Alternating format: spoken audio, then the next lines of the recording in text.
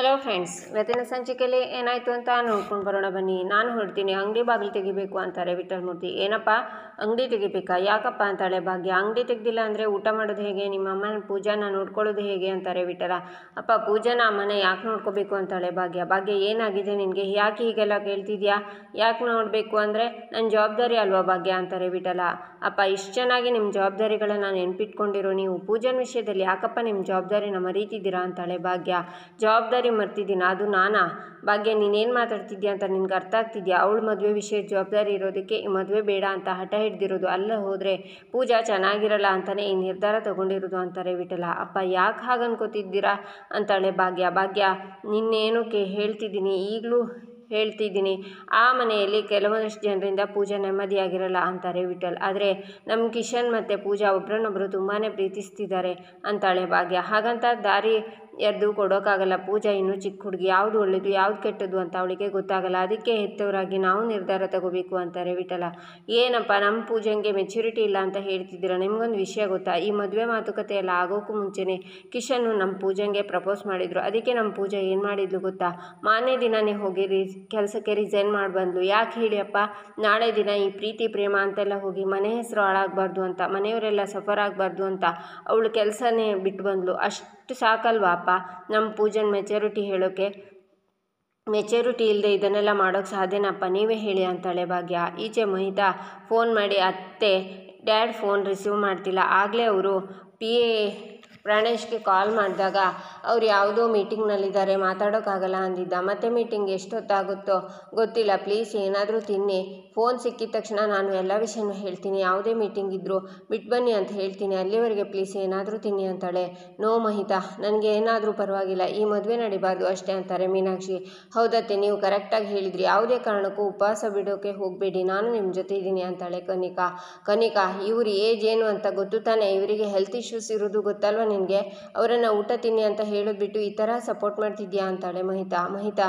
ಕನಿಕಾ ಹೇಳಲಿ ಬಿಡಲಿ, ನಾನು ಮಾಡೇ ಮಾಡ್ತೀನಿ. ನೋಡಿ, ಈ ಮೀನಾಕ್ಷಿ ಹಠ ಹಿಡಿದ್ರೆ ಯಾವತ್ತೂ ಬಿಟ್ಕೊಡಲ್ಲ, ಈ ವಿಷಯದಲ್ಲೂ ಹಾಗೆ ಅಂತ ಕೆಮ್ಸೋಕ್ಕೆ ಶುರು ಮಾಡ್ತಾರೆ ಮೀನಾಕ್ಷಿ. ಅತ್ತೆ ಸ್ವಲ್ಪ ನೀರು ಕುಡೀರಿ ಪ್ಲೀಸ್ ಅಂತಾಳೆ ಮಹಿತಾ. ಆದಿ ಮದುವೆ ವಿಷಯದಲ್ಲಿ ನಾನು ತಪ್ಪು ಮಾಡಿಬಿಟ್ಟೆ. ಆವಾಗಲೂ ನಾನು ಹೀಗೆ ಹಠ ಹಿಡಿದು ಕೂತಿದ್ದಿದ್ರೆ ಆ ವಿಷಯದಲ್ಲಿ ಅಷ್ಟೆಲ್ಲ ಮುಂದುವರಿಯೋಕ್ಕೆ ಸಾಧ್ಯನೇ ಆಗ್ತಿರ್ಲಿಲ್ಲ. ಆ ಹುಡುಗಿನ ನೋಡಿದಾಗಲೇ ಗೊತ್ತಾಗ್ತಿತ್ತು ಅವಳು ಎಷ್ಟು ಕನ್ನಿಂಗ್ ಅಂತ. ನಾನು ಆ ಮದುವೆ ಬೇಡವೇ ಬೇಡ ಅಂತ ಹೇಳಿದೆ, ಮುಖ ನೋಡಿ ಮಣೆ ಹಾಕಬಾರ್ದು ಅಂತಾರೆ. ಅದೇ ವಿಷಯಕ್ಕೆ ನಾನು ಒಪ್ಪಿದ್ದು. ಆಮೇಲೆ ಆದಿ ಎಷ್ಟೊಂದು ಒದ್ದಾಡ್ದ. ಆ ವಿಷಯದಿಂದ ಕಿಶನ್ ವಿಷಯದಲ್ಲಿ ಆ ಥರ ಆಗೋಕ್ಕೆ ನಾನು ಬಿಡಲ್ಲ. ಏನೇ ಆದರೂ ಈ ಮದುವೆ ನಡೆಯಲ್ಲ. ಅಣ್ಣ ನನ್ನ ಮಾತು ಕೇಳ್ತಾನೆ. ಈ ಸಲ ಅವನೇನೇ ಹೇಳಿದ್ರು ನಾನು ಕನ್ವಿನ್ಸ್ ಆಗಲ್ಲ ಅಂತಾರೆ ಮೀನಾಕ್ಷಿ. ಈಚೆ ಕಿಶನ್ ಏನು ಮಾಡೋದು ಇವಾಗ?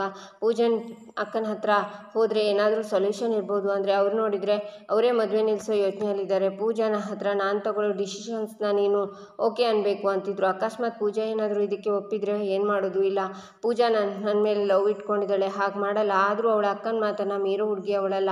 ಇಲ್ಲಿ ನೋಡಿದರೆ ಅತ್ತೆ ಹೀಗಾಡ್ತಿದ್ದಾರೆ, ಏನು ಮಾಡಲಿ ಅಂತ ಕಿಶನ್ ಇರುವಾಗ ಆದಿ ಬಂದು, ಈಗ ಸಂತೋಷನ ಅತ್ತೆ ಸಿಚುವೇಶನ್ ನೋಡಿ, ಆರ್ ಯು ಹ್ಯಾಪಿನೋ ಅಂತಾನೆ. ಅಣ್ಣ ನಾನೇನು ಮಾಡಿದೆ ಅಂತಾನೆ ಕಿಶನ್. ನೀನೇನು ಮಾಡಿದೆ ಅಂತ ನಿನಗೆ ಗೊತ್ತಿಲ್ವಾ? ಅತ್ತೆ ಇವಾಗ ಏನಕ್ಕೆ ಫಾಸ್ಟಿಂಗ್ ಮಾಡ್ತಾ ಕೂತಿರೋದು ನನ್ನ ವಿಷಯಕ್ಕ ಅಂತಾನೆ ಆದಿ. ಬಟ್ ಅಣ್ಣ ನಾನು ಪೂಜಾನ ಜೆನ್ಯೂನಾಗಿ ಲವ್ ಮಾಡ್ತಿದ್ದೀನೋ ಅಂತಾನೆ ಕಿಶನ್. ಅತ್ತೆ ನಿನ್ನ ಇಷ್ಟಪಡ್ತಿದ್ದಾರಲ್ಲ, ಅದಕ್ಕಿಂತ ಹೆಚ್ಚಾಗಿ ಯಾಕೆ ಕಿಶನ್ ಆನ್ಸರ್ ಇಲ್ವಾ? ಅಮ್ಮ ಹೋದ್ಮೇಲೆ ಅತ್ತೆ ನಮಗೋಸ್ಕರ ಎಷ್ಟು ಕಷ್ಟಪಟ್ಟಿದ್ದಾರೆ, ನಮಗೋಸ್ಕರ ಅವ್ರ ಪರ್ಸ್ನಲ್ ಲೈಫಲ್ಲೂ ತುಂಬ ತ್ಯಾಗ ಮಾಡಿದ್ದಾರೆ, ಕಣ್ಣಲ್ಲಿ ಕಣ್ಣಿಟ್ಟು ನೋಡ್ಕೊಂಡಿದ್ದಾರೆ ನಮ್ಮನ್ನು. ನಮಗೊಂದು ಮುಳ್ಳು ಚುಚ್ಚಿದ್ರು ಅವ್ರ ಕಣ್ಣಲ್ಲಿ ನೀರು ಬರ್ತಿತ್ತು, ಅಷ್ಟು ಕಾಳಜಿಯಿಂದ ನೋಡ್ಕೊಂಡಿದ್ದಾರೆ ನಮ್ಮನ್ನು. ಅಂಥವ್ರು ಇವತ್ತು ನಮ್ಮ ಮನೆಗೋಸ್ಕರ ಇಷ್ಟೆಲ್ಲ ಮಾಡ್ತಿದ್ದಾರೆ, ಆದರೂ ನಿನ್ನ ಮನಸ್ಸು ಕರಗ್ತಾನೆ ಇಲ್ವಲ್ಲ ಕಿಶನ್ ಅಂತಾನೆ ಆದಿ. ಅಣ್ಣ ಅದು ಅಂತಾನೆ ಕಿಶನ್, ನಮ್ಮನ್ನು ಇಷ್ಟೆಲ್ಲ ಚೆನ್ನಾಗಿ ನೋಡ್ಕೊಂಡವರಿಗಿಂತ ನಿನ್ನೆ ಮೊನ್ನೆ ಬಂದವಳು ಹೆಚ್ಚಾದ್ಲ. ಸಿ ಕಿಶನ್, ಅತ್ತೆಗೇನಾದರೂ ಹೆಚ್ಚು ಕಮ್ಮಿ ಆದರೆ ಅದಕ್ಕೆ ರೀಸನ್ ನೀನೇ. ಅವರಿಗೇನೂ ಆಗಬಾರ್ದು ಅಂತ ನಿನ್ನ ಮನಸ್ಸಲ್ಲಿದ್ದರೆ ಆ ಪೂಜಾನ ಮರ್ತ್ಬಿಡು. ಆ ಥರದ್ದು ಒಂದು ಇನ್ಸಿಡೆಂಟ್ ನಿನ್ನ ಲೈಫಲ್ಲಿ ಆಗಿದೆ ಅನ್ನೋದನ್ನು ಮರ್ತ್ಬಿಡು ಅಂತಾನೆ ಆದಿ. ಈಚೆ ಭಾಗ್ಯ, ಪೂಜಾ ಎಲ್ಲನೂ ಬಿಟ್ಟು ಬಂದಿದ್ದು ನಮಗೋಸ್ಕರ ಅಪ್ಪ. ಅವಳಿಗೂ ಕೆಲಸಕ್ಕೆ ಹೋಗಬೇಕು, ಕೈ ತುಂಬ ಸಂಬಳ ತಗೊಂಡು ಅಪ್ಪ ಅಮ್ಮನ ಚೆನ್ನಾಗಿ ನೋಡ್ಕೋಬೇಕು ಅಂತ ಆಸೆ ಕನಸಿತ್ತು. ಅದರಿಂದ ಕಿಶನ್ ಇರೋ ಜಿಮ್ಗೆ ಸೇರಿಕೊಂಡ್ಳು. ಅದೇ ಕಿಶನ್ ಪ್ರಪೋಸ್ ಮಾಡಿದಾಗ ಮನೆ ಗೌರವಕ್ಕಿಂತ ಇದು ಯಾವುದು ಮುಖ್ಯ ಅಲ್ಲ ಅಂತ ಇರೋ ಕೆಲಸನೇ ಬಿಟ್ಟು ಬಂದ್ಲಪ್ಪ. ಆಮೇಲೆ ನಾನು ಅತ್ತೆ ಸೇರಿನೇ ಈ ನಿರ್ಧಾರನ ತಗೊಂಡಿದ್ದು. ಅತ್ತೆನೇ ಖುದ್ದಾಗಿ ಹೋಗಿ ಪರೀಕ್ಷೆ ಮಾಡಿ ಅವನು ಒಳ್ಳೆ ಹುಡುಗ ಅಂತ ಹೇಳಿದರು ಅಪ್ಪ. ನಾವೇ ಪೂಜಾ ಹತ್ರ ಹೋಗಿ ಕಿಶನ್ ನಿನಗೆ ಮದುವೆ ಮಾಡಿಕೊಡ್ಬೇಕು ಅಂತ ಹೇಳಿದಾಗ ಅಕ್ಕ ನೀನು ಹೇಗೆ ಹೇಳಿದರೆ ಹಾಗೆ ಅಂತ ಹೇಳಿದ್ಲು ಪೂಜಾ.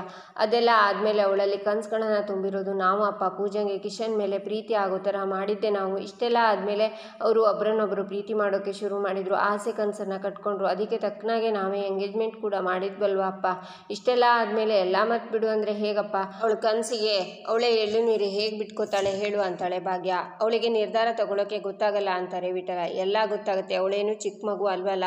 ಅಷ್ಟಕ್ಕೂ ಇದೆಲ್ಲ ಆಗಿದ್ದು ಅವಳಿಂದ ಅಲ್ವಲ್ಲ ಅಪ್ಪ, ನಮ್ಮಿಂದ ಆಗಿದ್ದು. ಈಗ ಇಬ್ಬರು ಜೊತೆಯಲ್ಲಿ ಇರಬೇಕು ಅನ್ನೋ ಆಸೆ ಇದೆ. ಇಂಥ ಸಂದರ್ಭದಲ್ಲಿ ಬೇಡ ಅಂದರೆ ಹೇಗಪ್ಪ? ಪೂಜಾ ನನ್ನ ಹತ್ರ ಬಂದು ನೀವೇ ಆಸೆನ ಹುಡ್ಸಿ ಈಗ ಬೇಡ ಅಂತಿದ್ದೀರಲ್ಲ ಯಾಕಕ್ಕ ಅಂತ ಬಂದು ಕೇಳಿದಾಗ ನನಗೇನು ಹೇಳಬೇಕು ಗೊತ್ತಾಗಲಿಲ್ಲಪ್ಪ. ಅವಳಲ್ಲಿ ಪ್ರೀತಿ ಹುಡ್ಸಿದ್ದು ನಾಮಪ್ಪ. ಈಗ ನಾವೇ ಬೇಡ ಅಂದರೆ ಏನು ಮಾಡ್ತಾಳೆ ಅವಳು ಕೇಳೋ ಪ್ರಶ್ನೆಗೆ ನನ್ನ ಹತ್ರ ಉತ್ತರ ಇಲ್ಲಪ್ಪ ಅಂತಾಳೆ ಭಾಗ್ಯ ಅವಳೇನು ತಲೆಹರಟೆ ಪ್ರಶ್ನೆ ಕೇಳ್ತಾಳೆ ಅಂತ ನಾವು ಮದುವೆ ಮಾಡ್ಕೊಡೋಕ್ಕಾಗತ್ತಾ? ನೀನೇ ನೋಡ್ದಲ್ಲ ಏನೇನಾಯ್ತು ಅಂತಲ್ಲ, ಅದಾದಮೇಲೆ ಆ ಮನೆಗೆ ಕಳ್ಸ್ಕೊಡೋಕ್ಕಾಗತ್ತಾ ಅಂತಾರೆ ವಿಠಲ. ಹಾಗೆಲ್ಲ ಏನೂ ಆಗಲ್ಲಪ್ಪ. ಒಂದಿಬ್ಬರು ಸರಿ ಇಲ್ಲ ಅಂದ ತಕ್ಷಣ ಹಾಗೆಲ್ಲ ಆಗುತ್ತೆ ಅಂತ ನಾವ್ಯಾಕೆ ಅನ್ಕೋಬೇಕು? ಕಾಮತ್ ಸರ್ ಎಲ್ಲನೂ ಅಂತ ಭಾಗ್ಯ ಹೇಳುವಾಗ ನನಗೆ ಹಾಗನಿಸ್ತಿಲ್ಲ ಭಾಗ್ಯ. ನಾಳೆ ಹೆಚ್ಚು ಕಮ್ಮಿ ಆದರೆ ಏನು ಮಾಡೋದು? ಕಾಮತ್ ಅವರು ಆ ಮನೇಲಿದ್ದ ಹಾಗೇನೆ ನಿನ್ನ ಅತ್ತೆ ಮಾವನು ನಿನ್ನ ಜೊತೆ ಇದ್ದರು. ಆದರೆ ನಿನ್ನ ಜೀವನ ಏನಾಯಿತು? ಅಳೆಯಂದ್ರನ ನಿನ್ನ ಜೊತೆ ಉಳಿಸ್ಕೊಡೋಕ್ಕಾಯ್ತಾ? ಇಲ್ಲ ತಾನೇ? ನಿಮ್ಮ ಅತ್ತೆ ಮಾವ ತುಂಬ ಒಳ್ಳೆಯವರೇ, ನಿನ್ನ ಬಿಟ್ಕೊಡ್ದೆ ನಿನ್ನ ಜೊತೆಗೆ ಇದ್ದಾರೆ. ಆದರೆ ನಿನ್ನ ಕಟ್ಕೊಂಡಿರೋ ಗಂಡ ಇವ್ರುಗಳ ಮಾತು ಕೇಳಲಿಲ್ವಲ್ಲ. ಒದ್ದಾಡಿಕೊಂಡು ಬದುಕು ನಡೆಸ್ತಾ ಇರೋದು ಯಾರು ಭಾಗ್ಯ? ನೀನು ತಾನೇ ಅಂತಾರೆ ವಿಠಲ. ನಾನು ಇನ್ನೊಬ್ಳು ಮಗಳ ಜೀವನ ಹಾಳೋದಕ್ಕೆ ನಾನು ಬಿಡಲ್ಲ ಅಂತಾರೆ.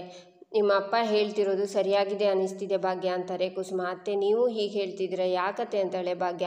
ಇನ್ನೇನಮ್ಮ ಆಗಬೇಕು? ನಿನ್ನ ಜೀವನನೇ ಉದಾಹರಣೆ ಆಗಿದೆಯಲ್ಲ, ನಾವು ಅದರಲ್ಲಿ ಸೋತಿದ್ದೀವಲ್ಲ. ಇವತ್ತು ಒದ್ದಾಡ್ತಿರೋದು ನೀನೇ ಅಲ್ವ ಮಗಳೇ ಅಂತಾರೆ ಕುಸುಮ.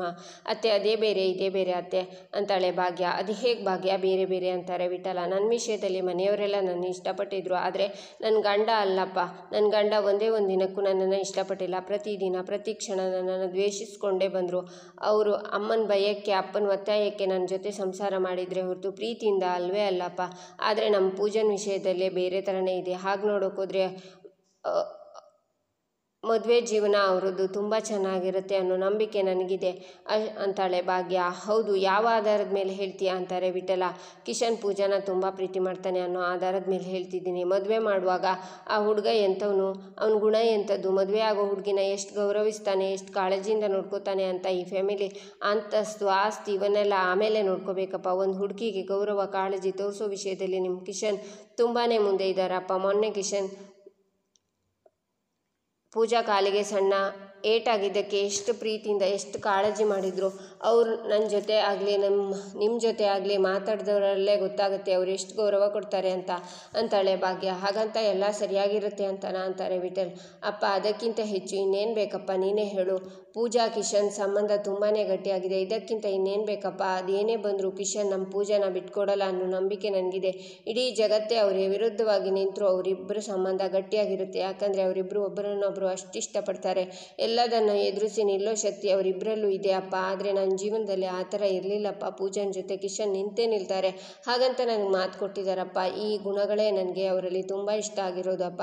ಈ ಪ್ರೀತಿ ಮದುವೆ ಆಗೋದ್ರಿಂದ ಅಡ್ವಾಂಟೇಜ್ ಏನು ಗೊತ್ತಾ? ಮೊದಲೇ ಒಬ್ರಿಗೊಬ್ರು ಅರ್ಥ ಮಾಡ್ಕೊಂಡಿರ್ತಾರೆ ಅಂತಾಳೆ ಭಾಗ್ಯ ಬಾಯಿ ಮಾತಲ್ಲಿ ಹೇಳೋಕೆ ಚಂದ ಭಾಗ್ಯ. ನಾನು ದಿನಾಲು ನೋಡ್ತಿಲ್ವಾ ಪ್ರೀತಿ ಮಾಡ್ಕೊಂಡು ಮದುವೆ ಆದವ್ರ ಮದುವೆ ಏನೇನು ನಡೀತಿದ್ದೆ ಮಧ್ಯೆ ಅಂತ, ಡಿವೋರ್ಸ್ ಅಂತೆ ಅದಂತೆ ಇದಂತೆ. ಹಾಗಂದರೆ ಮದುವೆ ಆದಮೇಲೆ ಪ್ರೀತಿ ಕಡಿಮೆ ಆಗುತ್ತೆ ಅನ್ನೋದಾದರೆ ಮದುವೆ ಆಗೋದೇ ತಪ್ಪು ಅಂತೀರಪ್ಪ.